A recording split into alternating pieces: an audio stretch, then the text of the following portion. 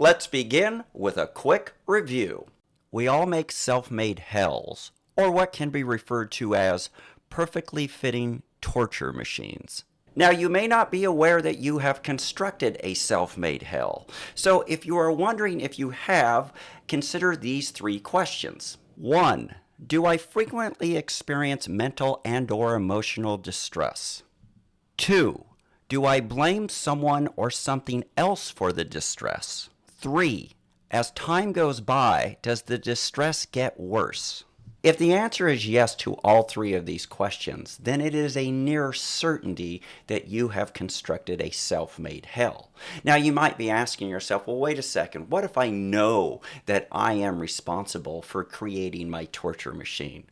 Well, in that case, I would say that you are on your way to dismantling it, and we're going to talk more about that in the future. Because I've battled the challenges of OCD over the years, as I describe in my book, Roundabouts and Firewood, a mental health approach for Irish guys, it is obsessive worrying that we will begin with as our first type of torture machine. Are you constantly worrying about your health, your finances, your kids, or something else? If you are, here's the thing. Worrying will not improve your health. It will not improve your finances. It will not help your kids. Worrying won't help anything. In his book, When Panic Attacks, Dr. David Burns gives plenty of examples of how people get consumed by worrying.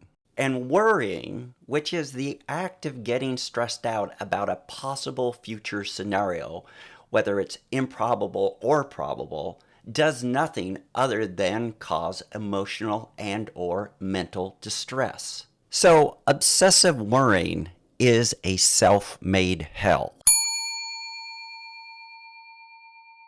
If you are obsessively worrying about something, what can you do?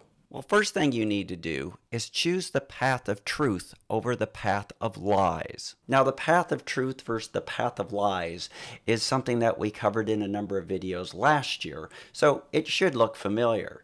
And the big idea here is that you have to acknowledge the truth that obsessive worrying is causing you problems. Continuing with something else we covered last year is the Stoic approach. You should only focus your time and energy on things you can control. For example, in the last video I mentioned how in 2007, shortly after moving to Ireland, I became consumed with worrying about jobs and finances. And it was only when I realized that worrying like that was ruining my life that I realized I had to take a Stoic approach where I could only do what I could do, which was to contact a certain number of principles each day. Of course, there are therapeutic techniques that can help you as well, such as the cognitive behavioral therapy approach described in When Panic Attacks. The big thing here is that obsessive worrying becomes a torture machine, but you can dismantle it. Just make sure you recognize it and get to work.